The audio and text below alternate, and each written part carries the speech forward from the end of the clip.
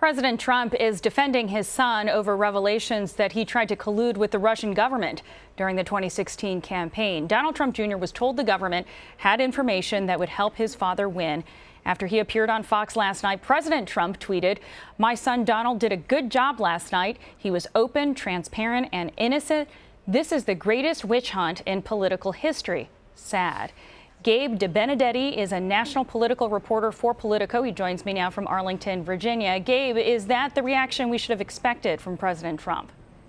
Well, it's not necessarily a surprising one coming from the president, who has over and over called this the biggest witch hunt of all time, referring to the Russia investigation. You know, he has been uncommonly private over the last few days. He hasn't had any public events since Saturday. He will be going to France later today. But yeah, this is basically what we've been hearing from him and from people around him, which is nothing to see here. Thank you for being transparent, Donald Jr. Let's move on. It's interesting, though, that the tweet doesn't directly address in any way, other than to say they're a witch hunt, the allegations that this was that these emails prove collusion. That's right. This is part of the standard playbook. He obviously has a whole team of lawyers working to defend the actual substance of this, as does Donald Jr. and many other members of the family and the orbits around President Trump. But basically what he's doing here is a political maneuver. He's saying it's a signal to his supporters saying, don't pay attention to this stuff. We're not even going to deal with the actual substance of it. It's a witch hunt. Let's move on. And this is the playbook that he's been using basically since the start. All right, well, let's talk about the fallout and how Republicans in D.C. are reacting. A lot are saying that Trump Jr. does need to speak with investigators, but some are making light of the situation. Yeah, that's exactly right. A lot of them are basically saying, listen, come on, we've seen this before. This is something that's been going on for months now. Let's stop pretending this is something new. Let's move on. This doesn't have to do with the president himself.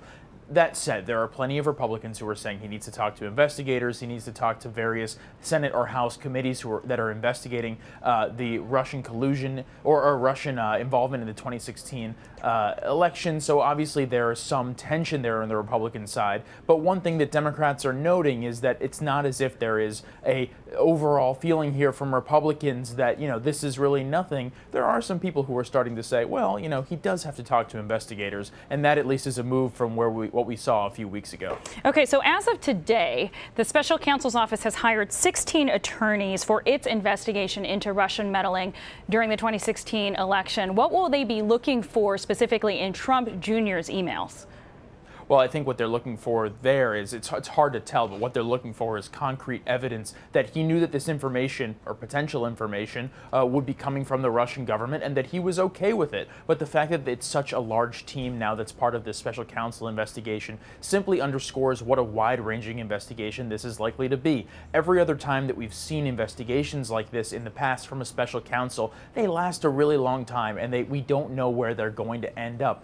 This is one of the reasons that I think a lot of Democrats and Republicans alike are saying, listen, we need to sit back, because it's not like we're going to get answers from the special counsel anytime soon. This is going to take months and months. We just put up a board of the number of Trump campaign officials that are under scrutiny. When I read that email chain, what struck me, Gabe, was at the top was that it had been clearly forwarded by Trump Jr. to Paul Manafort, who was the then Trump campaign manager, and Jared Kushner, who, as you know, has security clearance right now because he is a senior advisor to the White House. Are they under increased scrutiny now? There's no question about that. Manafort has always been under a lot of scrutiny because of his own Russian ties, but Kushner here is under more pressure than I think a lot of people anticipated at this point in this whole process. He is still a senior advisor to the president, still sitting in the White House, in the West Wing. So obviously there's a ton of scrutiny on what he's doing on a day-to-day basis, and a huge number of Democrats have basically said he needs his security clearance revoked immediately because he was sitting in on these meetings with people who were promised as Russian agents. There are pretty large questions that need to be answered by Kushner and members of his team, but he hasn't said anything publicly. So, big picture here, Russian headlines seem to continue to put a shadow over the Trump administration's agenda, over other important issues happening on the Hill, like health care. After Trump Jr. testifies, like the House Intel Committee wants him to, what lasting effect will this have? Well, we don't know yet if or when that's going to happen, but one thing is clear. One thing that is clear is that the Trump administration's agenda really hasn't been able to get anywhere. They haven't passed any major legislation. They're still trying to push through this health care plan. But one thing that every Republican has been saying is, listen, all this Russia stuff simply doesn't help because they're getting so much pressure from all sides that it's really hard for them to be able to make a public push on behalf of their health care bill or on behalf of any of the other major priorities that President Trump campaigned on. So, in terms of actually getting things done in Washington, he's facing a serious challenge. The other question is how this looks internationally and the optics of this, because this is something I imagine the world is watching. That's exactly right. And that's one reason that whenever we see President Trump go to these international meetings, he basically brushes this off and tries to say this is not an issue. But, people in the White House and people in Washington know that the world is watching. Obviously, when President Trump sat down with Vladimir Putin last week, that was a huge umbrella hanging over that entire thing. But then what we saw after that was more or less the White House saying, let's move on to other topics here. Let's stop talking about the Russian question. It's not helping us. Yeah. Gabe Debenedetti of Politico, thanks for your time. Thank you.